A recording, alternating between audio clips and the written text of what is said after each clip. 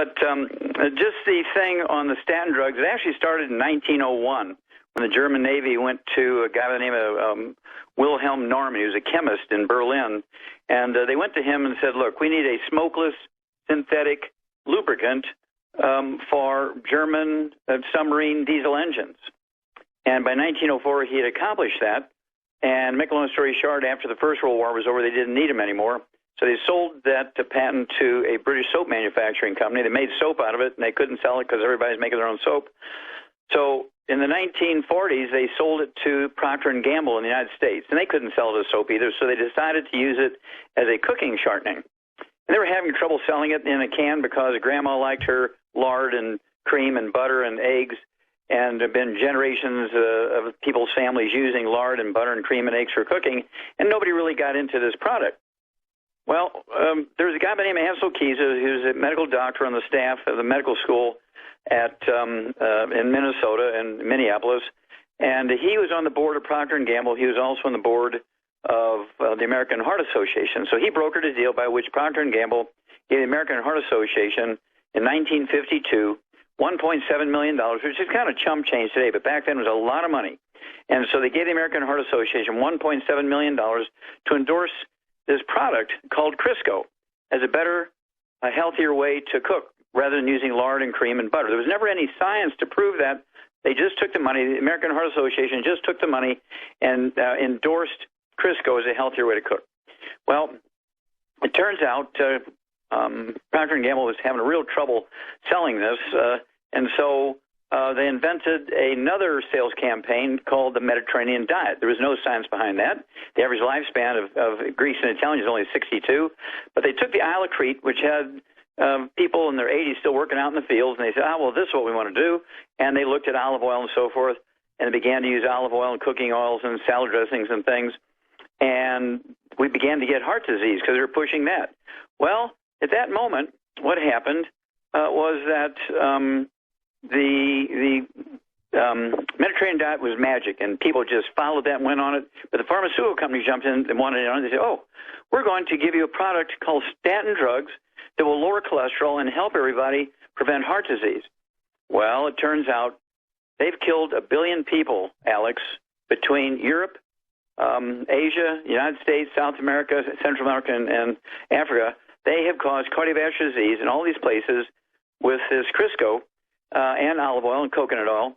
And this is all because of these statin drugs. It's a multi-trillion-dollar business. And not only did they cause cardiovascular disease, coronary artery disease with Crisco, they had a spinoff. They had a whole bunch of unintended consequences, including low T, low testosterone, ED, erectile dysfunction, menopause in women at age 30, because testosterone, estrogen, progesterone, and adrenal hormones are what we call steroid hormones, and they're 95% by weight cholesterol. So going on a cholesterol-restricted diet, eating egg beaters and egg white omelets, using margarine instead of butter, using cooking oils and Crisco instead of lard and butter and cream, they created a huge monster of a problem. Now, if it wasn't bad enough that we got low T, erectile dysfunction, menopause at age 30, and adrenal exhaustion, we got Alzheimer's disease. Alzheimer's disease is a direct cause of statin drugs. Statin drugs causes Alzheimer's disease. It's not due to aluminum. It's not due to genetics. It is directly caused by the use of statin drugs. In fact, in February of 2012, the FDA actually sent out a notice to all licensed doctors saying stop writing prescriptions for statin drugs. They listed 10 of them. Lipitor, Zocor, Mevacor, Levostatin, ones like that. And by the way, my dad was just reading medical journals in the late 80s and would never get up and cuss, but I remember him getting up from the couch and throwing a medical journal down going, I can't believe they're pushing these statins, and I've got to tell my mother not to be on them. And then literally I know people who go on them and they're gone in a year. They are just, it's a lobotomy. Now explain, doctor, why it does this, because it's simple. Your brain is almost all cholesterol. It's mostly water.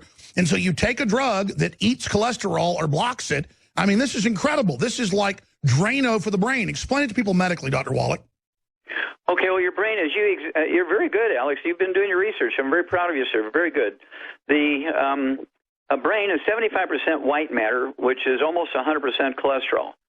And when the cholesterol goes away in your brain, when the white matter goes away in your brain, the myelin is called. When the myelin goes away in the brain, these naked nerve fibers all tangle up, which is the classic feature of Alzheimer's disease. All the nerve fibers in the brain short circuit, and you can't remember anything. You can't do simple math. You can't do anything. You put your keys in the refrigerator. Life is a mess. You go downhill very rapidly. It doesn't matter if you're 8 years old. I remember when the Pediatric Association were trying to get kids 8 years old taking statin drugs, and I blocked that one. Oh, I saw Fox News. I have the clip saying they want to put it in the water. Exactly. No, we got to stop that. But what happens is when you take a statin drug, remember, the FDA came out and wrote and sent an email to every doctor in America that says stop prescribing statin drugs in February of 2012, and not one doctor forwarded it to other patients. They just kept on doing it. It's a multi-trillion-dollar business. And so at any rate, what happens is when you drop your blood sugar down below 140, you cannot maintain the myelin in your brain. You have to have your blood cholesterol, when you have your blood cholesterol below 140, you cannot maintain the myelin in the brain. You need to have your cholesterol level at about 250 is where you need to be. Well, let me expand on this. My uncle was in a motorcycle accident when he was 16, and he had epilepsy, from the brain damage. He's still there. He just has motor problems, would have grand mal seizures and things. And they took him off most of the medication about 15 years ago and said, you must eat natural, healthy fats. And they gave him a list of things, the same thing you say, and because I guess the doctor really cared about him, and it really helped him, and it cut it back about 80%. So explain to us what the doctors even knew 15, 16 years ago about the right type of fats to stop having epilepsy. I mean, this is incredible. Well, they knew this. This is what makes this criminal. This is a criminal thing. Now, Alex, you're the man to help me get this information out because of your wonderful audience. You have to remember this statin drug thing and directing people to stay away from good fats. I always say a stick of butter a day keeps the doctor away. 10 eggs a day keeps the doctor away. And by reducing cholesterol below 140 and creating Alzheimer's disease, low T, things like erectile dysfunction, menopause, Alzheimer's disease, all these things are caused by getting your blood cholesterol below 140, and it's done with statin drugs and diet. It caused 1 billion deaths worldwide in the industrialized world.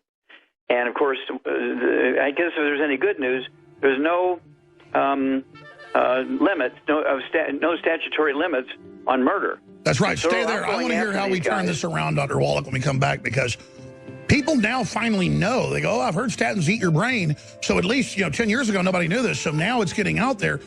So it looks like we're making headway, like with glyphosates or fluoride. What do we do? And can it be reversed or slowed down once you've been brain damaged by the statins? Stay with. How do we reverse this? How do we educate people? If somebody's been on statins, what do they do? How do we counter this? Okay, well, education is exactly right, Alex. 2 books will do that, and a couple of CDs. One book of the original Dead Doctors Don't Lie, which came out, I think it was 1997. And by the way, the audio cassette tape and the CD was sold over 350 million, not 50 million, 350 million. I was just going off an old bio. And a wonderful piece is a double-blind randomized study, 10 years old. It's 10 years, and 5,000 people, 2,500 on the study program and 2,500 on the dummy program, and it reduced the risk of Alzheimer's disease over a 10-year period in 5,000 people by 78%. It was just a very minimal supplement program, a certain diet, and it was actually a high fat diet, and the supplement program was just a couple of nutrients. And in animals with all 90 essential nutrients and a proper high-fat diet, it's 100% preventable.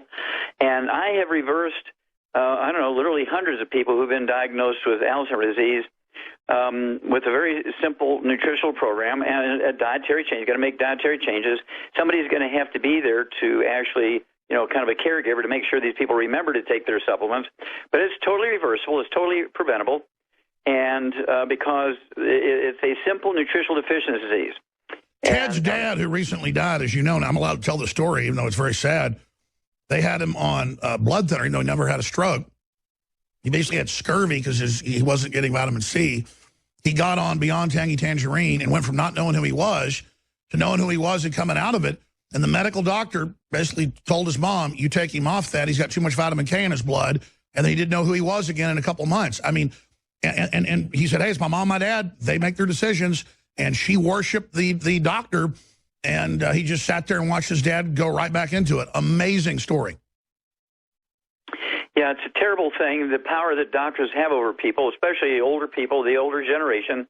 They revered doctors more than they revered God, and that's why they're in trouble. And basically, again, Alzheimer's disease is a physician-caused disease. Every doctor should be charged with a felony every time they prescribe the statin drugs. It's a felony. It should be a felony to prescribe because a statin they know drug. It literally eats your brain. That's correct. It's one of those things where it's predictable as gravity. You're going to get Alzheimer's disease, low T, ED, menopause at age 30, adrenal exhaustion, and now Alzheimer's they even disease. admit that low-fat diets have fried everybody. It's the bad synthetic trans fats, right, doctor? What are the good fats? Well, the good fats are butter, cholesterol, things like cream, butter, animal fat that's not burnt. Is imperative to maintain brain health and to maintain that 75% so you want of your raw brain fat is the best thing? That's correct. Saturated So, I mean, fat. to be honest, it's very good to say then eat like beef sushi where you just barely even heat it on a rock or something, and that's what you need. Exactly. Raw beef is good. Just don't burn it, because if you burn the beef fat, or you burn pork fat, or you burn chicken skin, or you fry your eggs, it turns into, as you say, trans fats, heterocyclic acrylamide. And that's absolutely proven to give you colon cancer, you name it, absolutely. But then they distract us with the bad fat and say all fat's good. Folks, we're based on it. Homo sapiens got big because of our meat diet when we changed over to it. It's why our brains got big. It's why we mutated like this. And people say, wait a minute, that's evolution. It's God's plan, folks. We'll be back in 70 seconds. People that are gibbering mental patients now after a few years on statins, totally different people, their family go, no, they're like a kid now. And, I mean, managers of companies, super sharp people, once a man, twice a child, and you know the statins are eating their brain. And they get skinny, they get gaunt, they're like zombies. You add to this vegetarian diet bull. Every vegetarian I know, they're either super skinny or they're fat. They look super tired. They're like dumb. And I know you can eat enough beans and enough stuff and get what you need. I'm not knocking you. And there's a lot of dirty stuff about meat nowadays. I'm not judging you. The globalists want you on a vegetarian diet for a reason. It makes you very servile. It's known. Am I right, though, that something's going on with vegetarians? Oh, yeah. Well, see, you cannot get what you need. You need 90 essential nutrients, and vegetarians miss about 60 of them when they go vegetarian.